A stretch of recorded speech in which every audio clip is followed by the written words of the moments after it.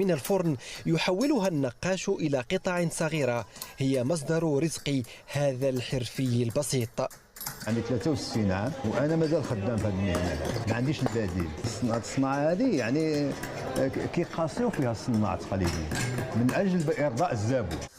في عملية رياضية معقدة يقوم حرفي آخر يسمى الفراش بوضع القطع الطينية بشكل مقلوب، لكل واحدة منها اسم وشكل مختلف، وأي خطأ بسيط يفسد العملية ككل. يستقطب السوق المحلي إنتاج الزليج الفاسي الذي يضفي لمسة معمارية خاصة على المساجد والفنادق والمباني الراقية، وبلغت شهرته الخارج، إذ تستحوذ الولايات المتحدة على نحو 70% من صادرات فاس من الزليج.